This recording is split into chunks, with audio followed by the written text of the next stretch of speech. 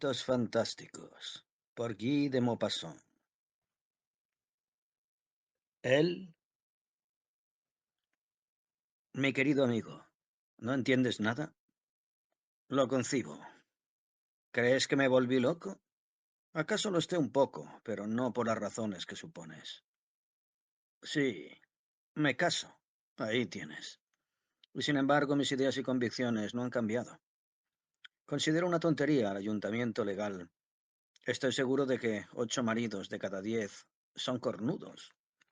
Y no merecen otra cosa por haber cometido la imbecilidad de encadenar su vida, de renunciar al amor libre, única cosa alegre y buena del mundo, de cortar las alas a la fantasía que nos empuja sin cesar hacia todas las mujeres, etcétera, etcétera, etcétera.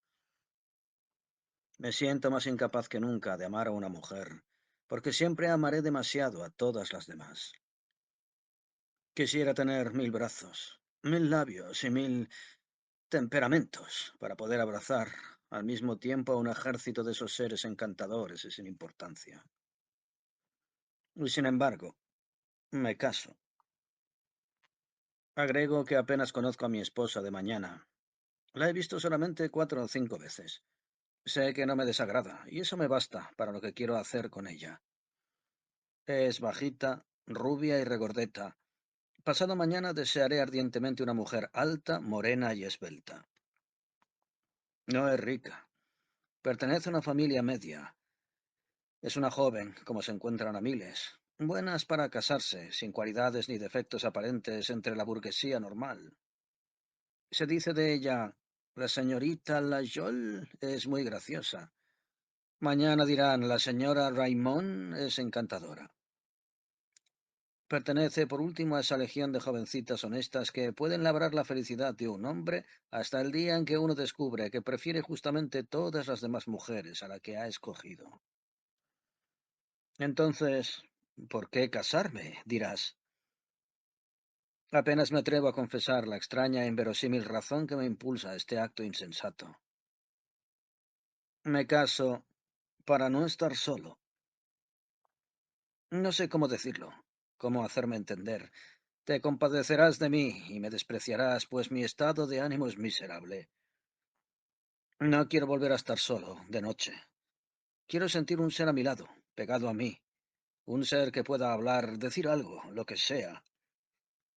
Quiero poder interrumpir su sueño, hacerle bruscamente una pregunta cualquiera, una pregunta estúpida para oír una voz, para sentir habitada mi casa, para sentir un alma despierta, un razonamiento trabajando, para ver al encender bruscamente mi vela una figura humana a mi lado, porque no me atrevo a confesar esta vergüenza, porque tengo miedo al estar solo. Oh, aún no me comprendes. No tengo miedo a un peligro. Si entrase un hombre, lo mataría sin pestañear. No tengo miedo a los aparecidos, no creo en lo sobrenatural. No tengo miedo a los muertos. Creo en la aniquilación definitiva de cada ser que desaparece. Entonces, sí, entonces, pues bien, tengo miedo de mí. Tengo miedo del miedo. Miedo de los espasmos de mi espíritu que me aterra. Miedo de esta horrible sensación del terror incomprensible. Ríete, si quieres. Esto es espantoso. Incurable. Tengo miedo a las paredes, a los muebles, a los objetos familiares que se animan, para mí, con una especie de vida animal. Y tengo miedo sobre todo de una perturbación horrible de mi pensamiento, de mi razón, que se me escapa enredada, dispersada por una misteriosa e invisible angustia.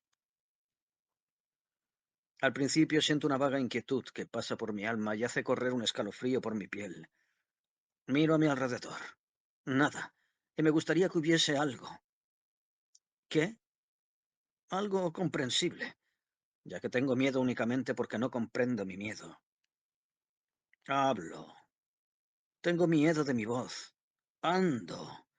Tengo miedo a lo desconocido de detrás de la puerta, de detrás de la cortina, del armario, de debajo de la cama, y sin embargo sé que no hay nada en ninguna parte. Me vuelvo bruscamente porque tengo miedo de lo que hay detrás de mí, aunque no haya nada y yo lo sepa. Me agito. Siento aumentar mi espanto y me encierro en mi habitación y me meto en la cama y me escondo bajo las sábanas y acurrucado, ahobillado como una bola, cierro los ojos desesperadamente y me quedo así durante un tiempo infinito con la idea de que mi vela está encendida en la mesa de noche y que habría que apagarla. Y no me atrevo. ¿No es espantoso vivir así? Antaño no experimentaba nada de esto. Volví a casa tranquilamente. Iba y venía por mi hogar, sin que nada turbase la serenidad de mi alma.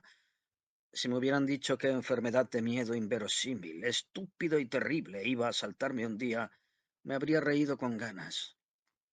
Abría las puertas en la oscuridad con confianza.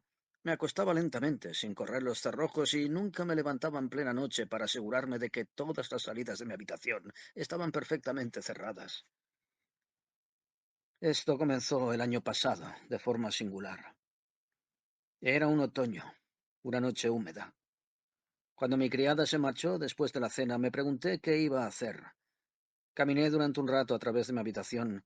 Me sentía cansado, abrumado, sin motivo, incapaz de trabajar, incluso sin fuerzas para leer. Una fina lluvia mojaba los cristales. Estaba triste, totalmente impregnado de una de esas tristezas sin causa que dan ganas de llorar, que hacen desear hablar con quien sea para sacudir la pesadez de nuestros pensamientos. Me sentía solo. Mi casa me parecía más vacía que nunca. Una soledad infinita y desconsoladora me rodeaba. ¿Qué hacer? Me senté. Entonces una nerviosa impaciencia corroyó por mis piernas. Me levanté y volví a caminar. Quizás tenía también un poco de fiebre, pues mis manos, que llevaba enlazadas a la espalda como cuando se pasea despacio, se abrasaban una con otra y yo lo noté. Después, de pronto, un escalofrío corrió por mi espalda. Pensé que la humedad de fuera penetraba en mi casa y se me ocurrió la idea de encender un fuego. Lo hice. Era la primera vez del año, y me senté de nuevo mirando las llamas. Pero pronto la imposibilidad de quedarme quieto me hizo levantar de nuevo y sentí que tenía que irme, que sacudirme, que encontrar un amigo. Salí, fui a casa de tres camaradas a los que no encontré, y después me encaminé al bulevar, decidido a descubrir una cara conocida. Todo estaba triste. Las aceras mojadas relucían. Una tibieza de agua, una de esas tibiezas que nos hielan con bruscos estremecimientos, una pesada tibieza de lluvia impalpable gravitaba sobre la calle. Parecía cansar y oscurecer la llama del gas. Yo avanzaba a pasos lánguidos, repitiéndome, no encontraré a nadie con quien charlar, no encontraré a nadie con quien charlar. Inspeccioné varias veces los cafés, desde la Madeleine hasta el Faubourg Poissonnière. Gente triste, sentada ante los veladores, parecía no tener ni siquiera fuerzas para acabar sus consumiciones. Vagué así durante mucho tiempo, y hacia la medianoche me puse en camino para regresar a casa. Estaba muy tranquilo, pero bastante fatigado. Mi portero, que se acuesta antes de las 11, me abrió enseguida en contra de su costumbre y pensé, vaya, sin duda acaba de subir otro inquilino. Cuando salgo de casa siempre doy dos vueltas a la llave de la puerta. La encontré simplemente entornada y eso me sorprendió. Supuse que me habrían subido algunas cartas por la noche. Entré. Aún estaba encendido el fuego e incluso iluminaba un poco la estancia. Cogí una vela para ir a prenderla en la chimenea cuando, al alzar la vista, distinguí a alguien sentado en mi sillón que se calentaba los pies dándome la espalda. No tuve miedo. Oh, nada de eso. Cruzó por mi mente una suposición muy verosímil, la de que uno de mis amigos había venido a verme. La portera, avisada por mí a la salida, había dicho que iba a volver. Le había prestado su llave, y todas las circunstancias de mi regreso retornaron en un segundo a mi mente, el cordón del que tiraron enseguida, mi puerta solo entornada. Mi amigo, de quien solo veía el pelo, se había dormido al amor de la lumbre mientras me esperaba, y me adelanté para despertarlo. Lo veía perfectamente. Uno de sus brazos colgaba a la derecha. Tenía los pies cruzados uno sobre otro. Su cabeza, inclinada un poco hacia el lado izquierdo del sillón, indicaba que estaba durmiendo. Me pregunté, ¿quién será? En la pieza no se veía muy bien. Alargué la mano para tocarle en el hombro. Encontré la madera del asiento. No había nadie. El sillón estaba vacío. ¡Qué sobresalto, misericordia! Retrocedí ante todo como si un terrible peligro hubiera aparecido delante de mí. Luego me volví sintiendo a alguien a mi espalda. Después, al punto, una imperiosa necesidad de volver a ver el sillón me hizo girar una vez más, y me quedé de pie, jadeando de espanto, tan enloquecido que no tenía ya un pensamiento, a punto de desplomarme. Pero soy una persona de sangre fría, y enseguida recobré la razón. Pensaba, ¿acaso de tener una alucinación? Eso es todo. Y reflexioné inmediatamente sobre ese fenómeno. El pensamiento marcha muy deprisa en esos momentos. Había tenido una alucinación. Era un hecho indudable. Ahora bien, mi mente había conservado su lucidez todo el tiempo. Había funcionado regular y lógicamente. No había, pues, ningún trastorno del cerebro. Solo los ojos se habían equivocado. Habían confundido a mi espíritu. Los ojos habían tenido una visión. Una de esas visiones que hacen que los ingenuos crean en los milagros. Se trataba de un accidente nervioso del aparato óptico, nada más. ¿Acaso un poco de congestión?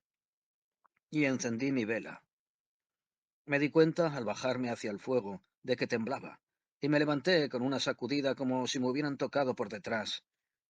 No estaba nada tranquilo, con toda seguridad. Di unos pasos. Hablé en voz alta, canté a media voz unos estribillos. Después cerré la puerta de mi habitación con doble vuelta y me sentí un poco más tranquilo. Nadie podría entrar, por lo menos. Volví a sentarme y reflexioné largamente sobre mi aventura. Después me acosté y apagué la luz. Durante unos minutos todo fue bien. Me quedé tendido pacíficamente. Después me dieron ganas de mirar en torno y me tumbé de un lado. Mi fuego ya no tenía más que 2 o 3 tizones rojos que iluminaban precisamente las patas del sofá y creí volver a ver al hombre sentado en él. Encendí una cerilla con un rápido movimiento. Me había equivocado. Ya no veía nada. Me levanté, sin embargo, y escondí el sillón detrás de la cama. Después volví a quedarme a oscuras y traté de dormir. Hacía más de 5 minutos que había perdido conciencia cuando vi en sueños y tan claramente como en la realidad toda la escena de antes de acostarme. Me desperté enloquecido y habiendo encendido la luz me quedé sentado en la cama sin atreverme siquiera a intentar dormirme. Sin embargo, 2 veces me invadió el sueño, a mi pesar, durante unos segundos. 2 veces volví a ver la cosa. Creí que me había vuelto loco. Cuando se hizo de día, me sentí curado y dormí apaciblemente hasta mediodía. Se había acabado. Acabado del todo. Había tenido fiebre, una pesadilla y yo qué sé. Había estado enfermo. En fin. Sin embargo, me encontraba bastante idiota. Ese día estuve muy alegre. Cené en una taberna, fui a un espectáculo y después me puse en camino para regresar, pero he aquí que al acercarme a mi casa me asaltó una extraña inquietud. Tenía miedo de volverlo a ver, a él. No miedo de él, no miedo de su presencia, en la cual no creía, pero tenía miedo de un nuevo trastorno de mis ojos, miedo de la alucinación, miedo del espanto que me asaltaría. Durante más de una hora vagué de un lado a otro por la acera. Después, juzgándome demasiado imbécil, a fin de cuentas entré. Jadeaba tanto que no podía subir la escalera. Me quedé aún más de 10 minutos delante de mi piso en el descansillo, y luego bruscamente tuve un impulso de valor, un endurecimiento de la voluntad. Metí la llave, me precipité hacia adelante con una vela en la mano, empujé de un puntapié la puerta entreabierta de mi habitación y lancé una mirada asustada hacia la chimenea. No vi nada. ¡Ah! ¡Qué alivio, qué alegría, qué liberación! Iba y venía con aire atrevido, pero no me sentía tranquilo. Me daba vueltas, sobresaltado. Las sombras de los rincones me inquietaban. Dormí mal, despertando sin cesar por ruidos imaginarios, pero no lo vi. No, no lo vi, se había acabado. A partir de ese día, me da miedo estar solo de noche. La siento allí, cerca de mí, a mi alrededor, a la visión. No se me ha parecido de nuevo, oh, no. ¿Y qué importa además, puesto que no creo en ella, puesto que sé que no es nada? Y sin embargo me molesta. Pienso en ella sin cesar. Una mano colgaba a la derecha, su cabeza estaba inclinada a la izquierda, como la de un hombre que duerme. Vamos, ya basta, maldita sea, no quiero volver a pensarlo. ¿Qué clase de obsesión es esta, empero?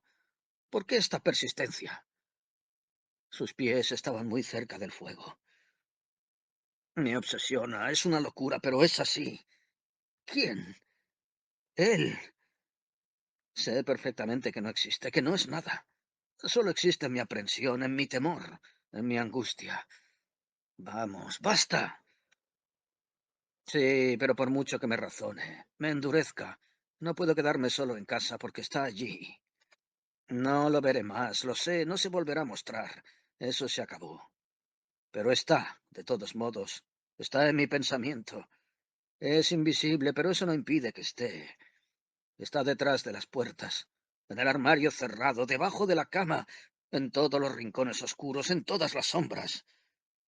Si abro la puerta, si registro el armario, si busco debajo de la cama, si ilumino los rincones, las sombras, él no está. Pero entonces lo siento a mis espaldas. Me vuelvo, aunque seguro de que no lo veré, de que ya no lo veré, pero no deja de estar a mis espaldas. Es estúpido, pero es atroz. ¿Qué quieres? No puedo hacer nada. Pero si en mi casa estuviéramos dos. Lo siento, sí, lo siento con certeza. Ya no estaría él, pues está allí porque estoy solo. Únicamente porque estoy solo. Louis Gil Blas, 3 de julio de 1883.